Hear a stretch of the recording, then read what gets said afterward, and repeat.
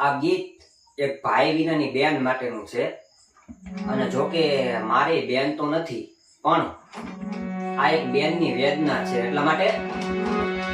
આજ બોડી